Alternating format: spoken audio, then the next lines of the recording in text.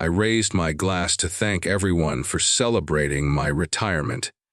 And that's when I realized the drink in my hand was never meant for me. The man who poured it was my brother-in-law, a man I'd trusted for over 20 years. A man who had something to gain if I didn't make it home that night. What he didn't know was that 5 minutes earlier, I'd switched seats, and the wrong person took the first sip. Hit subscribe if you believe life always finds a way to balance the scales. Because this story proves it. I never imagined my retirement dinner would be the night I realized how fragile trust really is. For 35 years, I'd built a life around routines. Early mornings, steady paychecks, family dinners on Sundays, and the quiet pride of providing for the people I loved. I was the kind of man who believed that if you showed up every day, did your job honestly, and treated people fairly, life would more or less meet you halfway. That belief had carried me through layoffs, recessions, illnesses, and more than a few family disagreements. It had also made me comfortable. Too comfortable, as it turned out. The restaurant my wife chose sat just outside the city, the kind of place with low lighting, dark wood tables, and a pianist in the corner playing songs everyone half recognized but couldn't quite name. It wasn't flashy, but it was respectable. Comfortable. Familiar. That felt right for a man like me.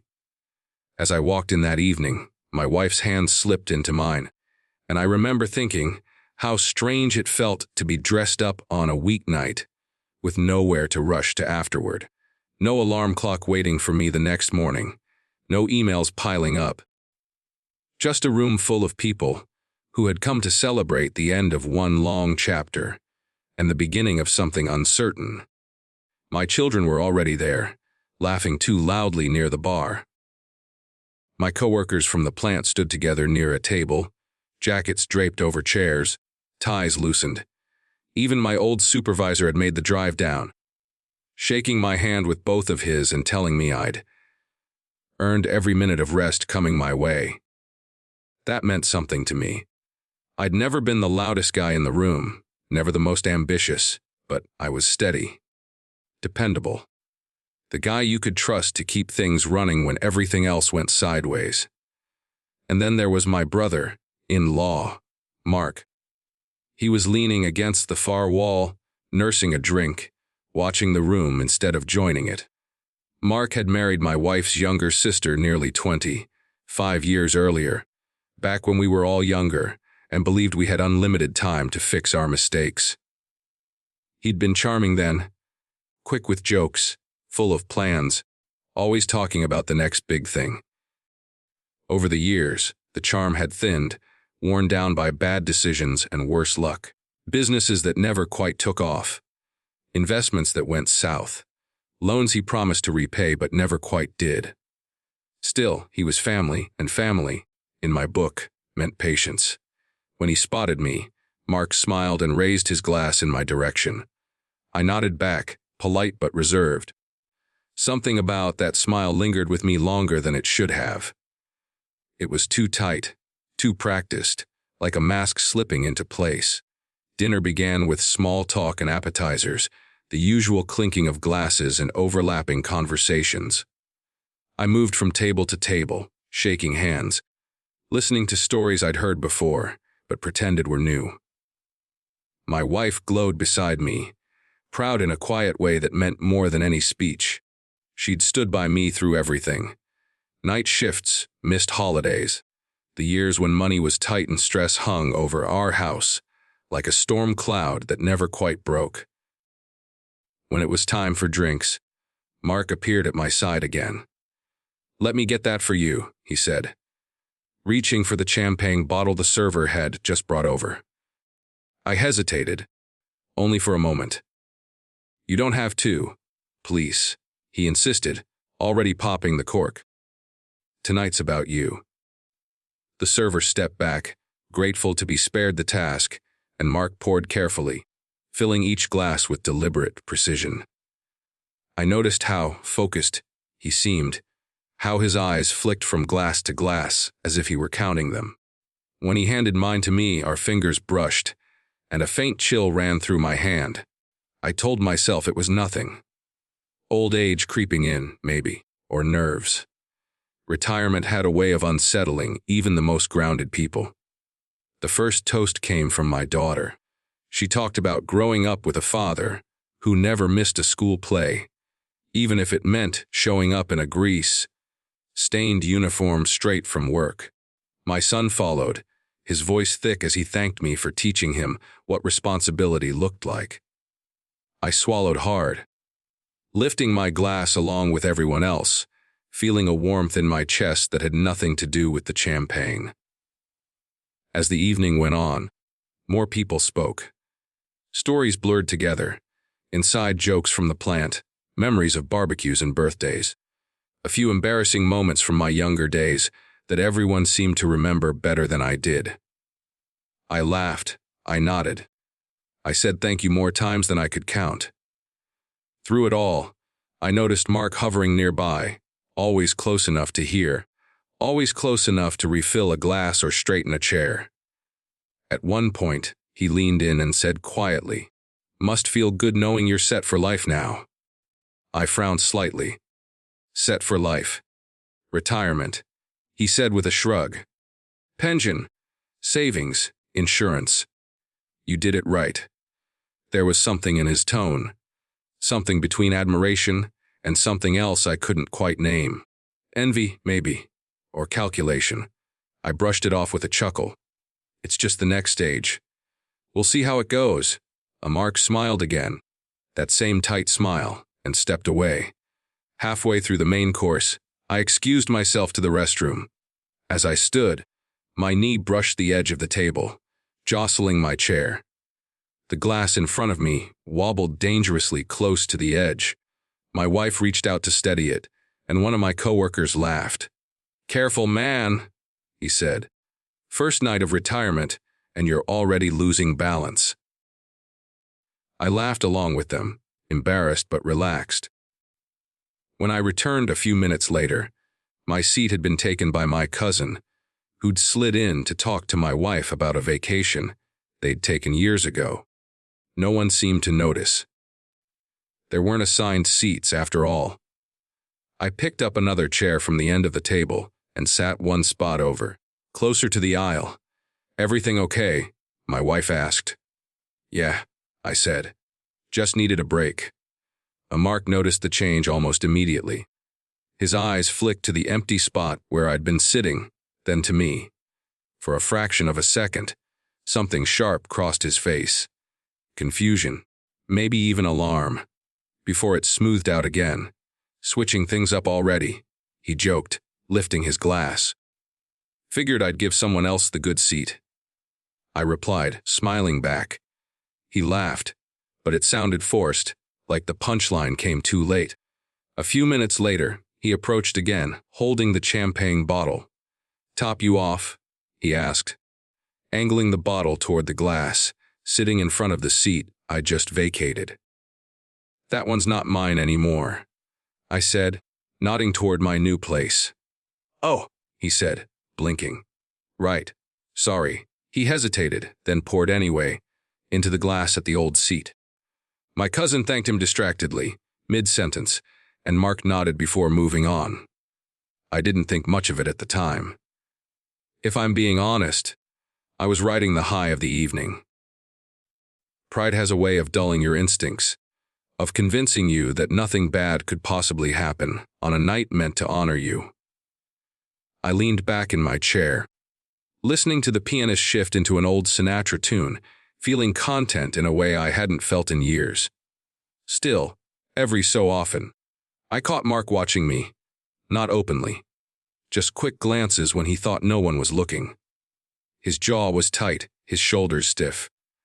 When someone clapped him on the back or pulled him into conversation, he smiled and played along, but the tension never quite left his body.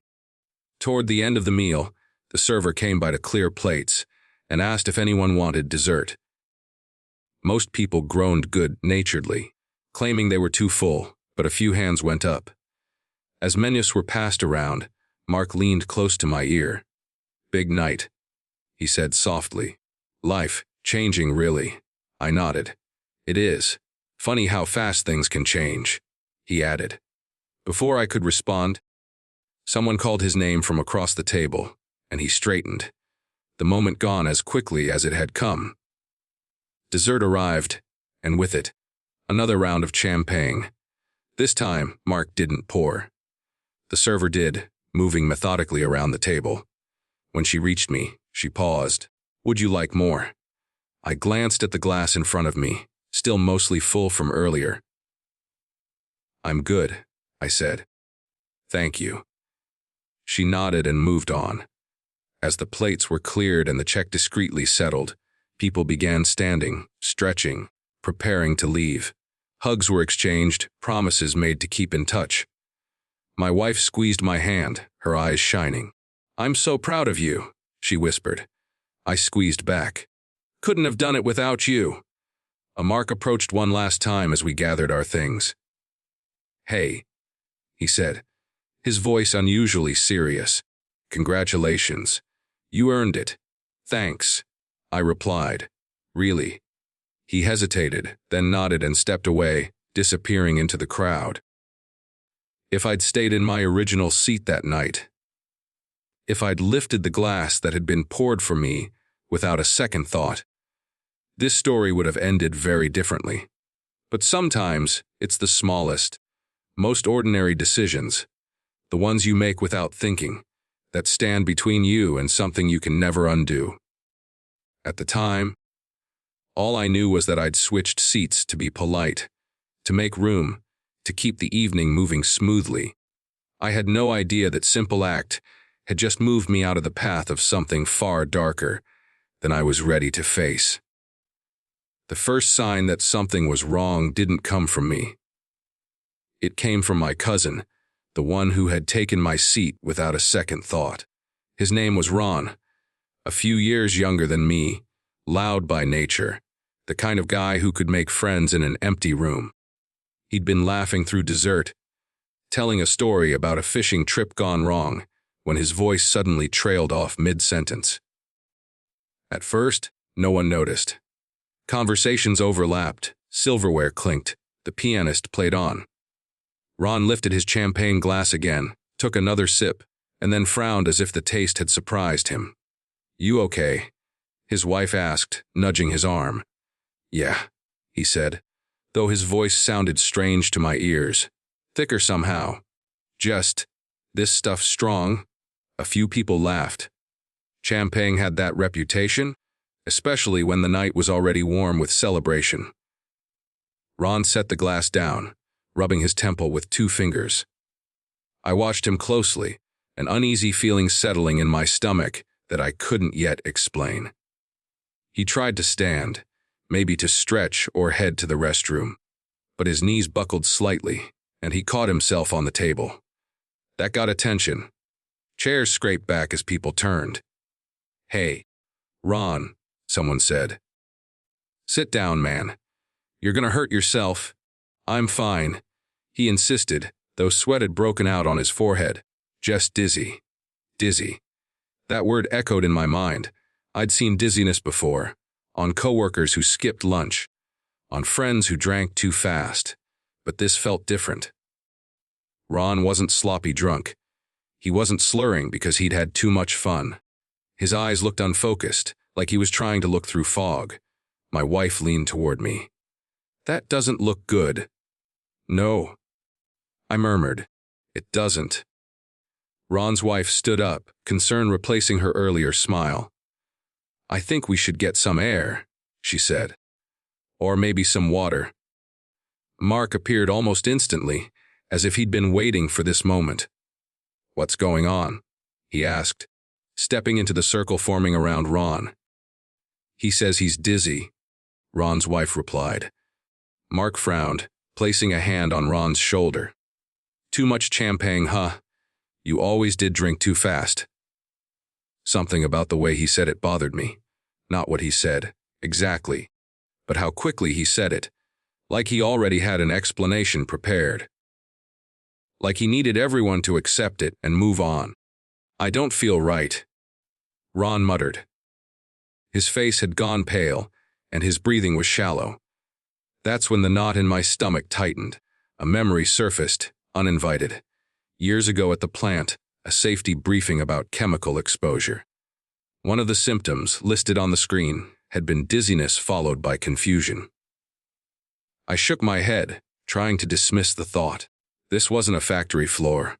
This was a retirement dinner. Still, I found myself standing, moving closer. "Maybe we should call someone," I said, "just to be safe." Mark looked at me sharply, then softened his expression. "Let's not overreact," he said. "He probably just needs to sit." Ron tried to speak again, but only managed a low groan. His wife grabbed her phone. "I'm calling an ambulance." "Wet," Mark said quickly. "Too quickly. That's not necessary. You know how these things can get blown out of proportion." I caught the flash of irritation in his eyes before he masked it. That was the moment when my unease turned into something colder, sharper. Suspicion. The ambulance was called anyway. While we waited, someone fetched water. Someone else loosened Ron's tie. I stayed close, watching everything, watching everyone.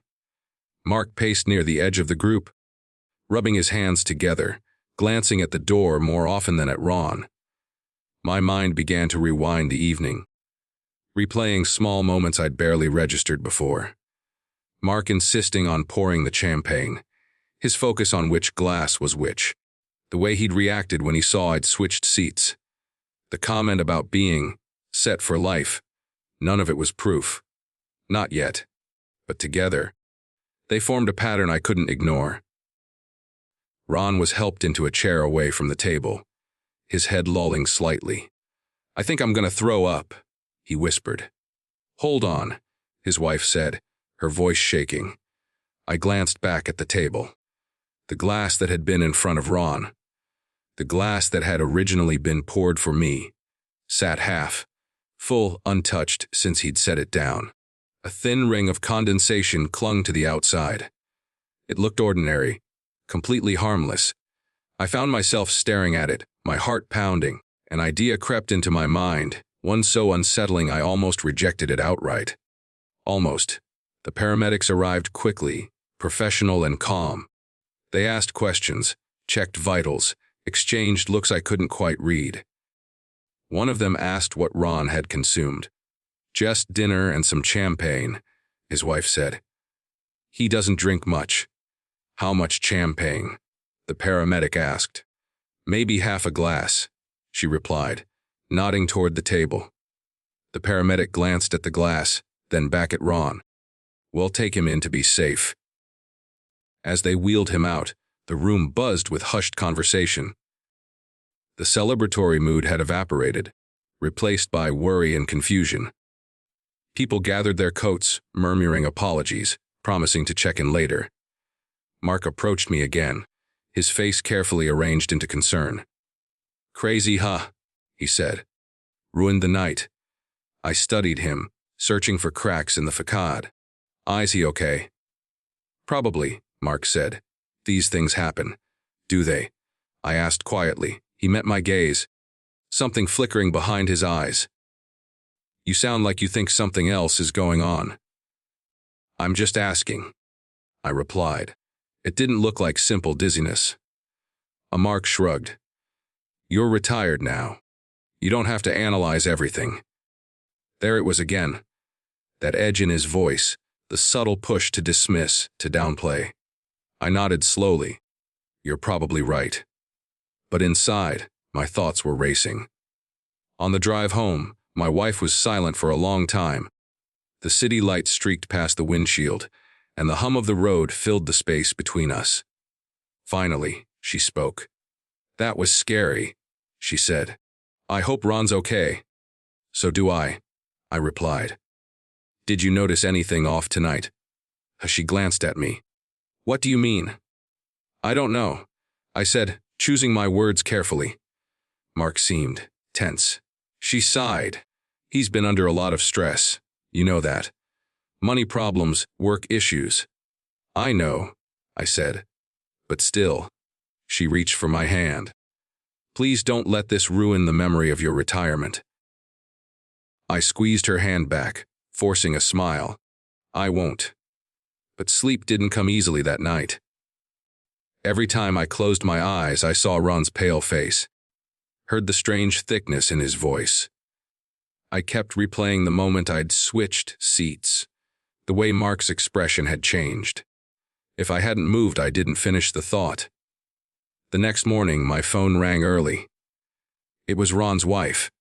He's stable, she said, relief evident in her voice. They said it wasn't alcohol poisoning. They're running more tests. Did they say what it was? I asked. Not yet, she replied. They asked if he could have taken anything else, but he hasn't. They're confused. Confused. That word settled heavily on me. After we hung up, I sat at the kitchen table, staring at my untouched coffee. I felt a chill despite the warmth of the room. Over the next few days, bits of information trickled in. The doctors suspected some kind of sedative, something that could cause dizziness and disorientation, even in small doses. They asked questions about medications, supplements, anything unusual. Nothing fit. I found myself paying closer attention to Mark. He called to check on Ron, his voice full of concern, but he never asked specifics about the tests. He avoided me when we crossed paths at family gatherings, always polite, always brief. One afternoon, I stopped by Ron's house with my wife. Ron looked better, color back in his face, but he was shaken. I don't remember much, he admitted. Just feeling wrong all of a sudden. Do you remember the champagne? I asked gently. He nodded. Tasted kind of bitter. Thought it was just me.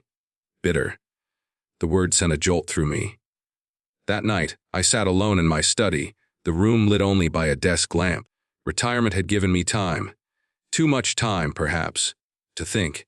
I pulled out old paperwork, insurance documents, wills, things I'd meant to organize but never had. As I read, another unsettling connection emerged. A few months earlier, Mark had asked me questions about my life insurance policy. Casual questions, he'd said, planning for the future. I'd answered without much thought. After all, he was family. Now, those questions took on a different weight. I leaned back in my chair, my heart pounding. The possibility I'd been circling around finally crystallized into something solid and terrifying. The glass Mark had poured for me. The seat switch. Ron's sudden illness. The insurance questions. The motive. I realized then that whatever had happened at that dinner wasn't an accident. And if I was right, the person who had intended to hurt me was someone I'd trusted for decades. The thought didn't make me angry at first. It made me cold. I understood, with a clarity that surprised me, that confronting Mark outright would get me nowhere. If he'd gone this far, he'd deny everything. Worse, he might try again more carefully next time. No, if I wanted the truth, if I wanted to protect myself and my family, I'd have to be patient, observant, strategic. I closed the folder on my desk and turned off the lamp. In the darkness, one thing was clear. The celebration was over. Whatever came next would require a different kind of strength, one I'd spent my whole career quietly building without realizing it. And this time, I wouldn't be switching seats by accident. The following morning, I woke before my alarm, a habit I had carried over decades, long before retirement promised me freedom from schedules. But there was no comfort in waking early this time, only a gnawing unease that refused to be shaken. I replayed the night over and over, each detail sharp and vivid. Ron's sudden illness, Mark's subtle tension, the champagne glass I had never touched, the questions about life insurance. Everything connected in ways I hadn't been ready to consider until now. I poured myself a cup of coffee, though the warmth did little to steady my hands. My wife stirred in the kitchen, humming softly as she prepared breakfast. I wanted to reach for reassurance, but the words lodged in my throat. Instead, I sipped, watching steam curl upward, trying to force my mind back to ordinary matters, but ordinary matters no longer seemed possible. I thought about Mark. He had always been a subtle manipulator, not the obvious schemer most people fear. He didn't make threats or demand favors outright. He nudged, suggested, planted seeds in conversations, and waited. I remembered the times he'd cornered me over small family matters, always framing them as casual advice, but with a gleam in his eye that hinted at something else. Something he never fully revealed. He wasn't just opportunistic, he was calculating, patient, and clever. And now, I realized, that cleverness might have taken a darker turn.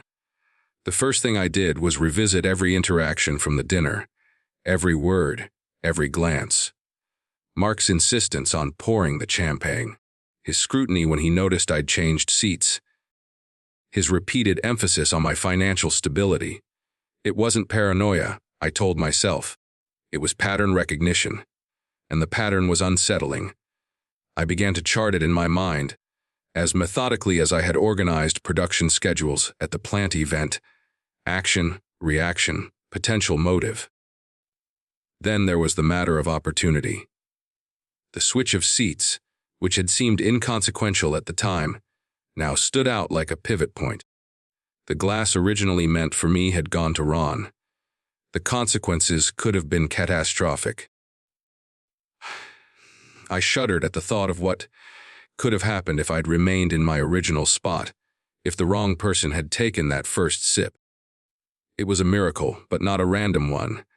It was almost as if fate had nudged me just enough, and I realized how dangerous it was to underestimate human cunning, even when it hides behind a familiar face.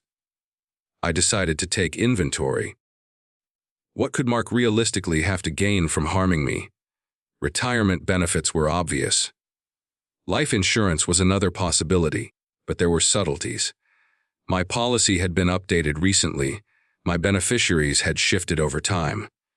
There were clauses, riders, and legal nuances that most people would never notice, but someone who had asked pointed questions earlier in the year, someone attentive, someone close, could see exactly how to manipulate the system. That realization sent a ripple of fear through me, but fear was only the beginning. I didn't panic, I started planning. Over the next several days, I began quietly collecting information. I didn't confront Mark. I didn't want to give him any warning that I suspected his intentions. Instead, I documented everything. Emails, text messages, conversations I could recall verbatim. Every odd glance, every subtle nudge, every seemingly innocuous question. I mapped it out, trying to create a timeline of his movements and behavior patterns. I noted the moments when he asked about my savings, the way he lingered near the kitchen when champagne was poured, the almost imperceptible shift in his expression when he realized I had moved seats. These were small things, easily dismissed, but together they formed a tapestry that suggested intent. I also began to look at other angles, considering the broader context. Who else might have noticed irregularities? Who might have had the ability to intervene? And who could be coerced into silence? Part of strategy is understanding, not just the immediate threat, but the environment surrounding it. Family dynamics were complicated. Loyalties were scattered.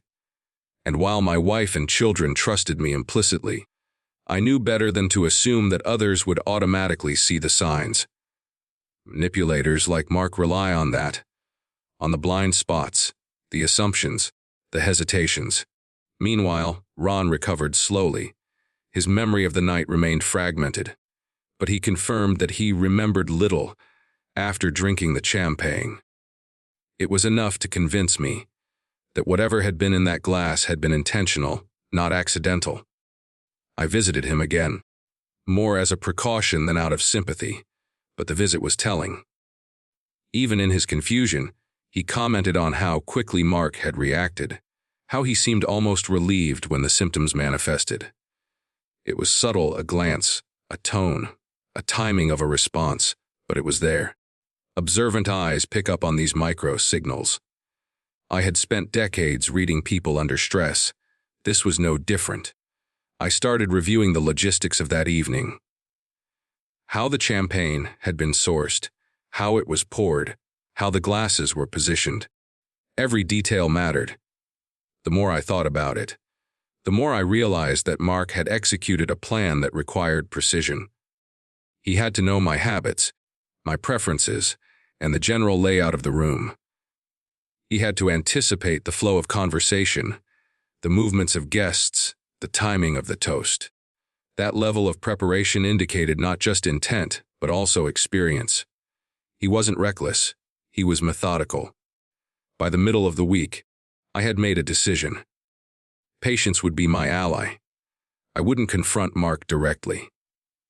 I wouldn't involve law enforcement without evidence. I needed more than intuition. I needed proof. And to gather proof, I would have to let him reveal himself, to continue his pattern, while I documented it. Observation, patience, and strategy. These were my tools, and they had never failed me. I began to implement subtle measures. I adjusted my routine slightly, so he couldn't predict my movements. I made calls, leaving records that would be visible later. I subtly shifted seating arrangements during family gatherings, testing his reactions. Each time he noticed, I watched closely. Each twitch of an eyebrow, each hesitant smile, each almost imperceptible frown was a potential clue. It wasn't just about Mark anymore. It was about understanding the full scope of what he might attempt. The more I watched, the more I saw. Small manipulations in conversation, gentle nudges to influence decisions, casual comments about what others should do. It was subtle, almost elegant. But it was manipulation nonetheless. I realized I was witnessing someone at work. The same cunning that had perhaps led to his financial failures, but applied now in a far more personal, far more dangerous context. At night, I revisited old documents. Wills, life insurance policies, investment statements. I began to sketch out hypothetical scenarios. What would happen if someone tried to interfere with my estate? What would happen if a sudden illness or accident occurred? Each scenario revealed vulnerabilities, some minor, some glaring. The clarity was chilling. It wasn't just paranoia, it was strategic insight. And it confirmed what I already suspected. Mark had been looking for an opportunity. I also revisited conversations from the past year, conversations that had seemed trivial at the time. Questions about health, about retirement plans, about beneficiaries. Offhand remarks about money, debt, and inheritance. Casual mentions of what he would do if certain things happened. At the time, I had listened politely, perhaps with a passing thought that he was overreaching, but nothing more. Now, every word took on a new significance. Every question was a piece of the puzzle. One evening, my wife noticed my restlessness. "You're not sleeping," she said gently. "You're thinking too much." "I'm just being cautious," I said. "There are things to consider." Her eyes narrowed slightly. "You've been distant, focused." "I have a responsibility," I said. "It's not paranoia. It's planning." She nodded slowly, trusting, as always. She didn't know the half of it, and I wasn't ready to tell her yet. She was my partner, but some battles required careful preparation before sharing, especially when they involved someone so close to family. Over the next week, I began to compile evidence quietly. Emails and messages from Mark were innocuous at first glance, but the timing and context revealed subtle patterns. Conversations with family members carried weight depending on who was present. Even gestures, fleeting and unconscious, were noted. I documented every opportunity, every reaction, every anomaly. It was painstaking work, but necessary. The stakes were too high to act without a foundation. Then, the first real breakthrough came unexpectedly. I was reviewing a video my daughter had taken during the retirement dinner. a casual clip, mostly for memories. In it, I noticed Mark's movements in detail. The way he handled the champagne, the fleeting glance he gave the seat I had vacated, the slight hesitation before pouring the glass meant for Ron. The evidence was subtle, but undeniable once you looked closely. My pulse quickened. This wasn't speculation anymore. This was proof. I realized I needed to expand my observations. Cameras, recordings, witnesses. These would be my allies. The more information I could gather, the less power he would have to deny intent. And so, I began planning not just how to protect myself, but how to expose the pattern without alerting him. If Mark realized I was onto him too soon, he might retreat, change tactics, or accelerate his plan. Timing, patience, precision. These were essential. The psychological aspect was equally important. Mark thrived on subtlety, on influence, on the perception that he was helpful and concerned. To counter him, I needed to stay calm, appear oblivious, and let him reveal his intentions through his own actions. That meant restraint. That meant controlling my own emotions, no matter how tempting it was to confront him directly. Every glance, every interaction, every conversation became a test, and I was ready to play it carefully. As the week turned into 2, I began to see patterns not only in his behavior, but in his thinking. He assumed loyalty. He assumed distraction. He assumed ignorance. He underestimated patience. He underestimated observation. He underestimated me. That realization, more than anything, gave me clarity. He had chosen the wrong target. He had chosen someone who could watch, wait, and respond strategically. By the end of the second week, I felt a strange combination of resolve and anticipation. I wasn't angry. At least, not in the way most people think of anger. This was focused, measured, controlled. I knew what had happened, I knew why, and I was preparing for what came next. The night of the retirement dinner had been a turning point, a glimpse into intentions previously hidden. And now, with every piece of evidence collected, every pattern observed, I understood that the real battle was only beginning. It wasn't just about survival anymore.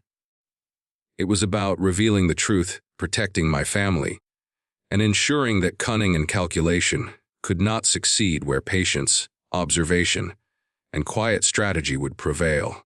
The week following my realization passed in a strange haze of routine and vigilance.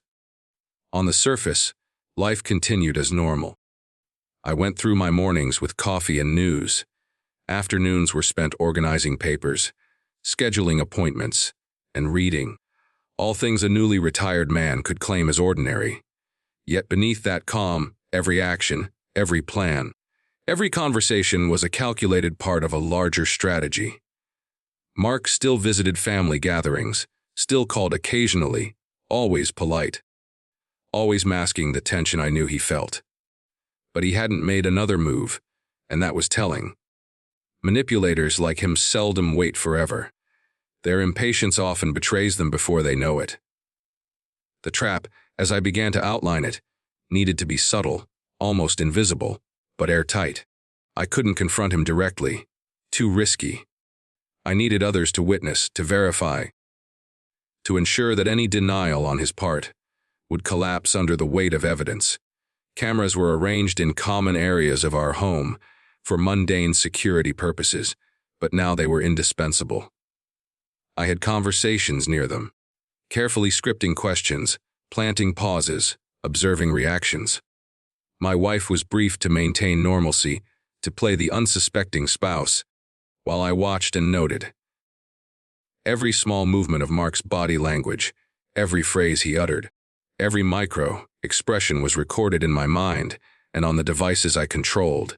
The first real opportunity presented itself during a family brunch a few days later. Mark arrived early, as he often did, claiming he liked to catch the quiet moments. I knew he was observing. The way he scanned the room, calculated seating arrangements, gauged who would sit where, every glance a tiny probe into our habits. I had arranged my children's cousins and friends strategically, some unaware, others carefully informed. The goal was to replicate the pattern of the dinner, without drawing attention, to see if Mark would reveal even the slightest trace of his intent. As he entered, I greeted him casually, as if nothing was wrong. "Good morning, Mark," I said, smiling. My voice was calm, measured casual, but underneath it was an alertness that I had honed over decades. Every word, every gesture, was designed to maintain normalcy while keeping him off balance. "Morning," he replied, his tone friendly. Yet there was a subtle stiffness I noted immediately. He nodded to my wife, glanced at the children, and moved toward the breakfast table.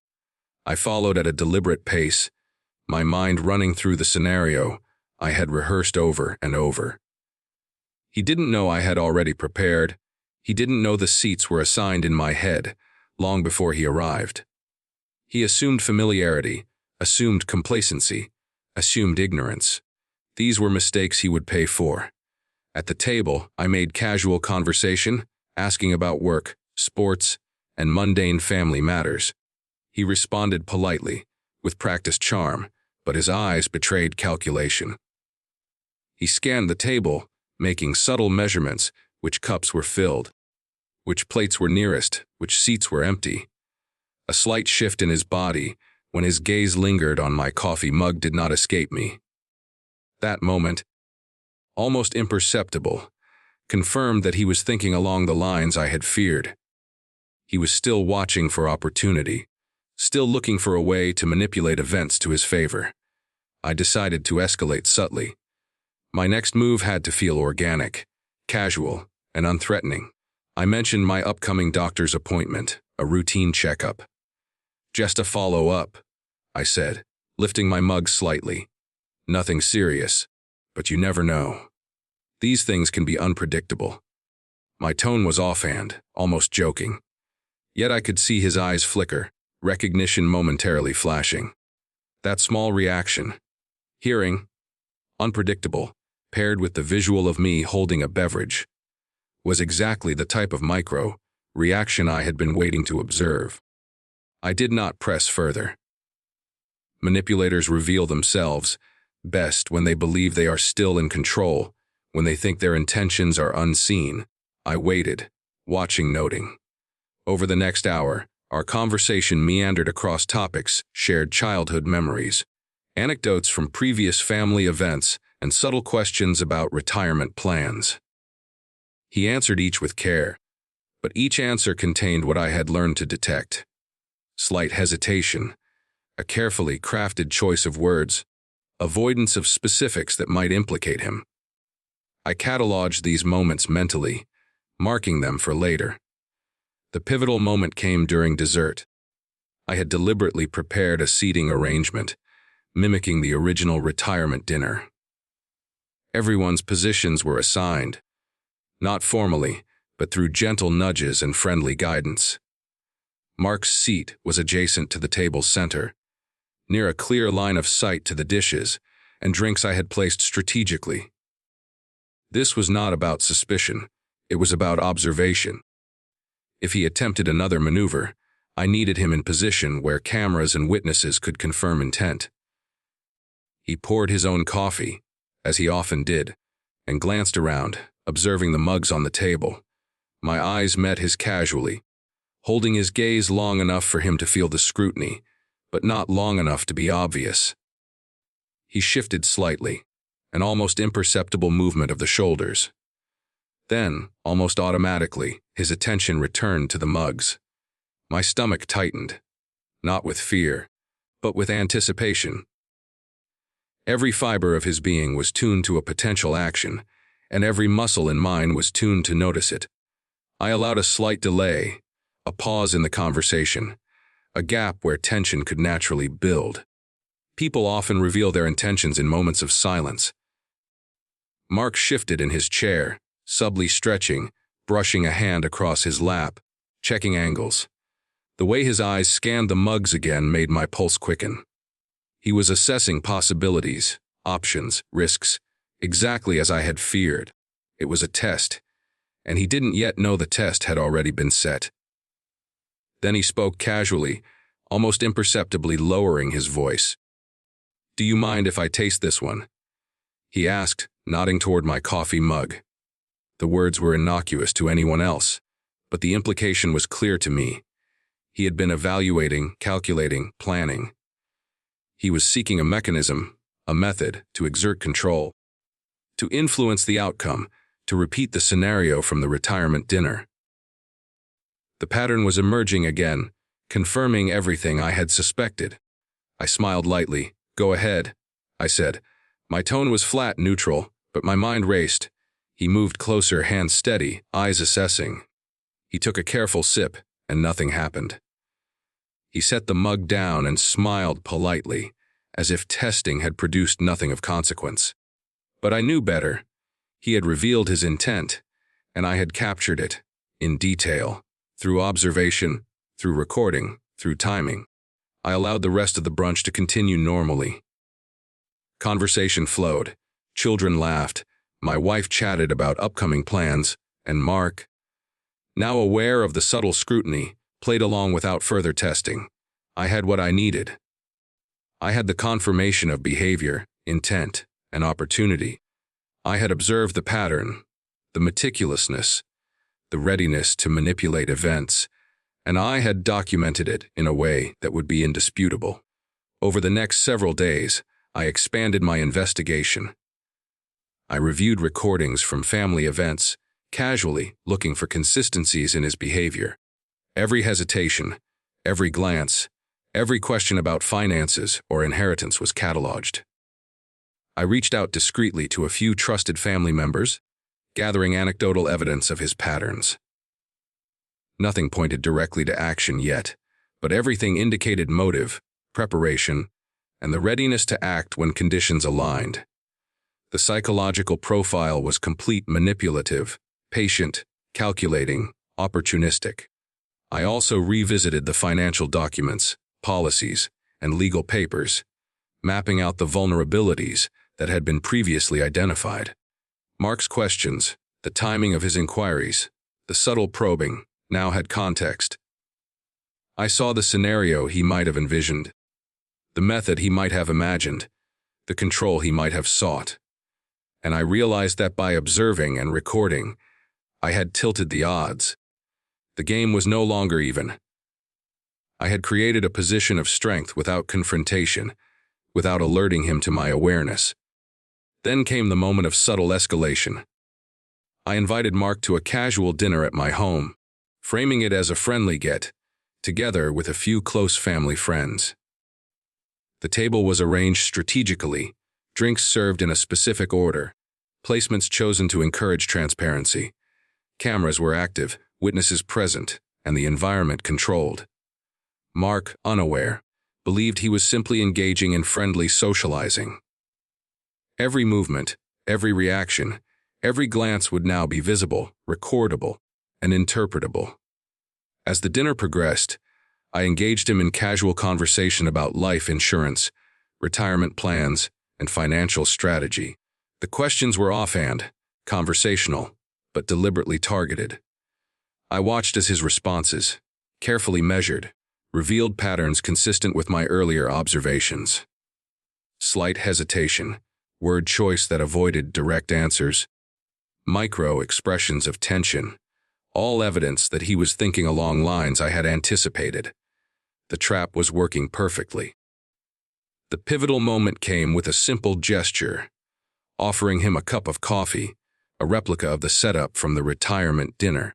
I observed as he reached for it, momentarily evaluating, as if calculating outcomes, considering methods, and assessing opportunity. His pause, the subtle flicker of eyes toward my seating, the micro shift in posture, all were recorded, cataloged, and marked. I didn't intervene. I didn't need to. The trap was set, and he had revealed himself without realizing the consequence. By the end of the evening, it was clear. Mark had exposed both motive and method through his actions, words, and reactions. The evidence was undeniable to anyone who knew where to look. I had captured it, recorded it, and preserved it. And I realized that now I controlled the pace, the timing, and the narrative. I was no longer vulnerable. He was. The tables had turned subtly, invisibly, but decisively. That night, after the dinner, I reviewed everything. Notes, recordings, and memories aligned perfectly. I understood his intentions, his planning, his readiness to act. I had documented enough to make any denial impossible, to protect myself and my family, and to prepare for the moment when the truth would be revealed. I didn't feel triumph yet, that would come later. For now, I felt calm, focused, and prepared. Mark's behavior in the coming days confirmed my assessment. He was cautious, polite, maintaining a facade of normalcy. But now I could see him evaluating, reassessing, hesitant where once he had been bold. The psychological pressure had shifted. He had been exposed, not publicly, but privately, and he knew, or sensed, that his intentions were transparent to someone who had anticipated them. I understood then the lesson clearly: manipulation relies on control, observation relies on patience, and the combination of timing, evidence, and subtle strategy is far more powerful than overt confrontation. Mark had underestimated me. He had assumed complacency, trust, and ignorance. Instead, he had found a patient observer, a strategist who could wait, who could record, and who could allow his own actions to reveal intent without a word being spoken. By the end of the week, I had a complete understanding of Mark's methods, motives, and the psychological patterns that drove him.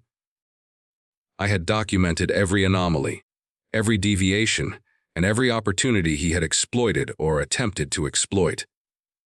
The trap had been set, and the moment of truth would arrive naturally, inevitably, when the circumstances aligned and the evidence could no longer be ignored.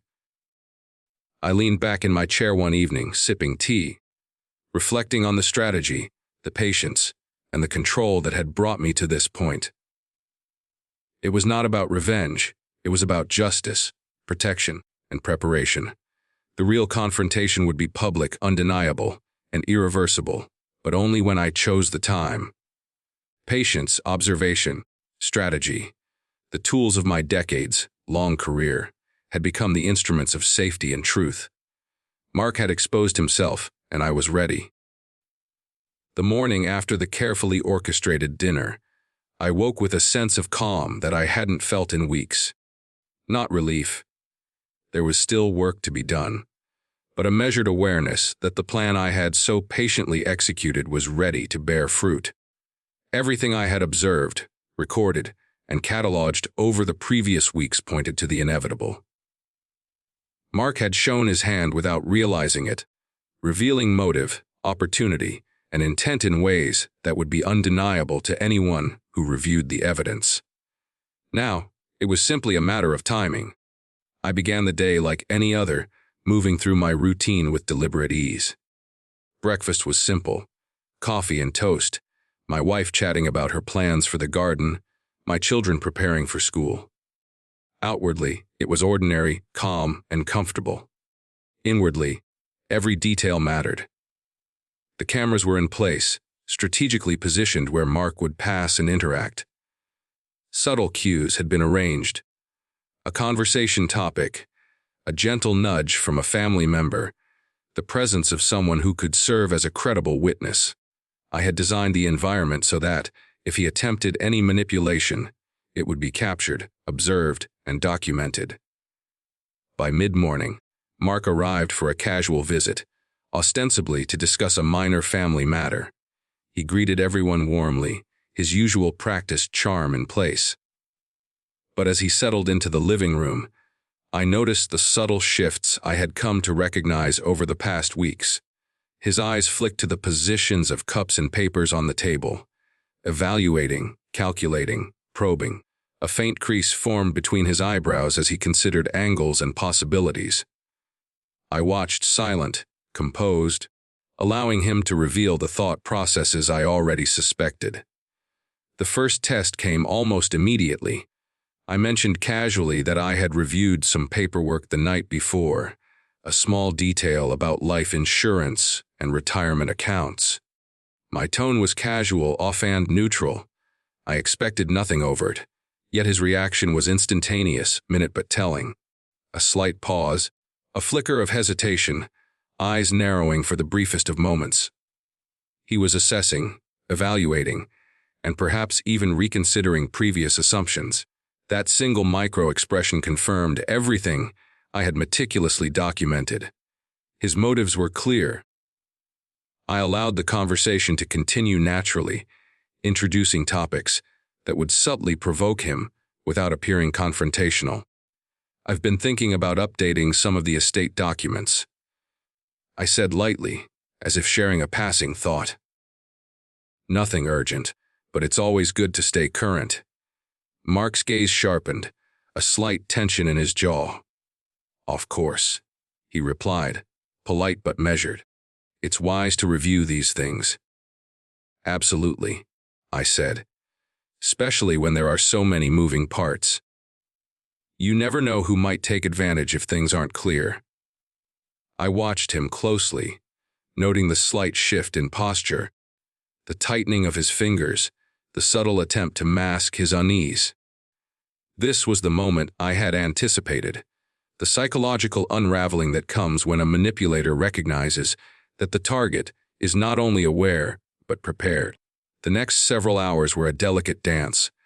We moved through the house, engaging in ordinary activities. Coffee, light conversation, discussion of family events. Every interaction was a potential reveal, a test of consistency, a measurement of intent. I remained outwardly calm, conversational, friendly, while internally cataloging each micro-reaction. A slight hesitation before answering a question. The way he avoided direct eye contact, the choice of words in casual responses. All were evidence, subtle but undeniable.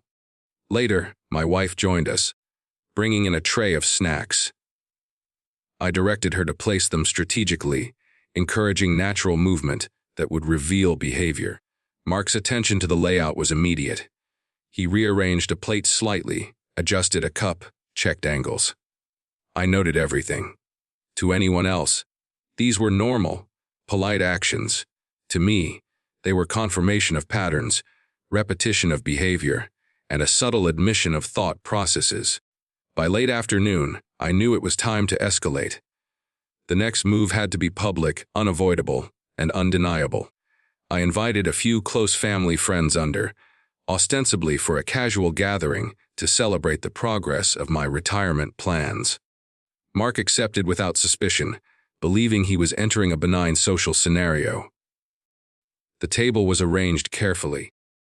Cups and plates positioned to allow observation, cameras discreetly capturing angles, witnesses positioned naturally around the room. The setup mirrored the retirement dinner in almost every detail, designed to provoke subtle patterns in behavior without appearing contrived. As the guests arrived, conversation flowed naturally.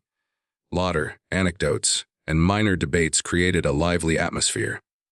Mark engaged politely, his usual charm in place, but the tension was palpable to me.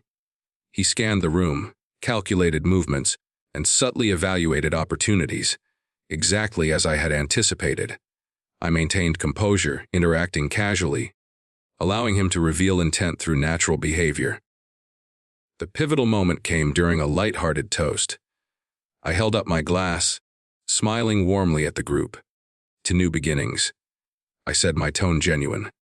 To family health and the surprises life throws our way. Mark lifted his own glass, eyes flicking toward me, and for a split second, the tension in his body became visible. It was almost imperceptible, a tightening around the shoulders, a brief narrowing of the eyes. He was calculating, assessing. He believed he was in control, unaware that the cameras captured every nuance, that witnesses were present, that every movement could be interpreted clearly in hindsight. Later, I made a casual comment about reviewing the guest list for a small charitable event, subtly referencing the need for precision, observation, and attention to detail. Mark's response was immediate but subtle, a shift in body language, a fleeting frown, an almost imperceptible hesitation. He was evaluating, considering, and perhaps even recalculating. This was the pattern I had been documenting, the exact behavior that revealed intent without words. I continued to allow the interactions to flow, engaging in casual conversation, offering light humor, and maintaining an appearance of ordinary socializing. Each gesture, each response from Mark, was noted, analyzed, and recorded. The psychological trap was working. He had exposed himself through his own actions, and I had captured it in a manner that would be undeniable when reviewed. As the evening progressed, I subtly directed attention towards small financial discussions, casual inquiries about retirement planning, and innocuous remarks about estate documents. Each comment was designed to provoke response without appearing confrontational. Mark's reactions were consistent with previous patterns: hesitation, careful word choice, micro-expressions of tension. The behavior confirmed motive and method, providing a comprehensive psychological and circumstantial record. By the time dessert was served, I knew the trap had succeeded. Mark had revealed not only intent, but also readiness, opportunity, and willingness to manipulate circumstances for personal gain. The evidence was clear, comprehensive, and undeniable. My patient's observation and strategic positioning had ensured that the moment of revelation could be executed without confrontation, without risk, and without ambiguity. The final step involved a subtle public acknowledgement.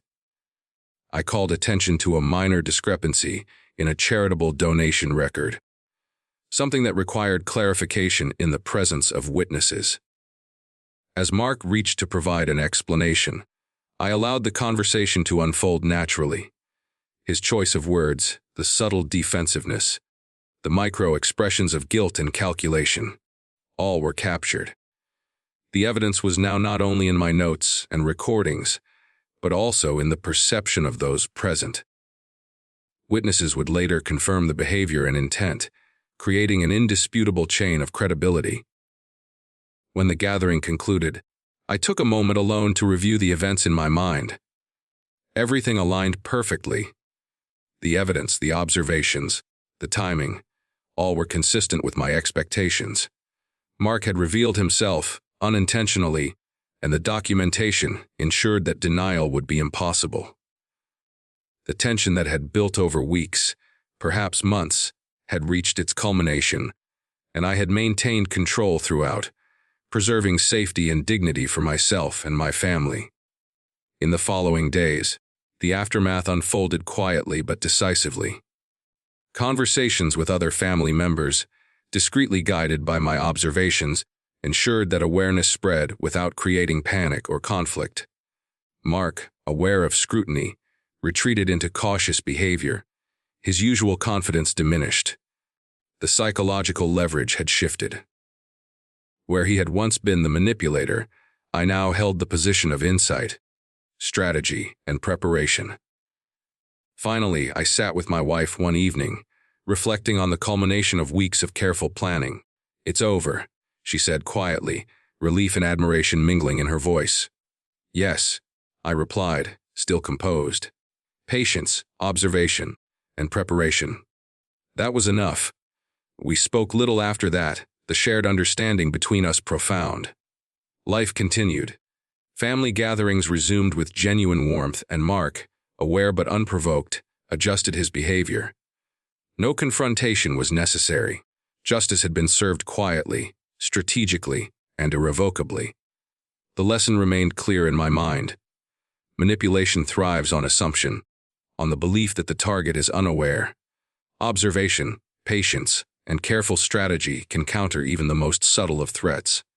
Trust, once fractured, requires vigilance, and sometimes the smallest actions, the decision to switch a seat, the careful observation of micro-expressions, can make the difference between vulnerability and control, between disaster and resolution. In the end, the retirement dinner, once a symbol of accomplishment and celebration, had become a crucible. It revealed character, intent, and human nature in its rawest form. Through calm, strategy, and insight, I preserved not only my safety, but also the dignity and integrity of my family. And as I sat quietly in my home, watching the evening light filter through the windows, I felt a sense of quiet satisfaction that comes not from confrontation or revenge, but from patience, awareness, and the certainty that right had been observed, preserved, and quietly ensured.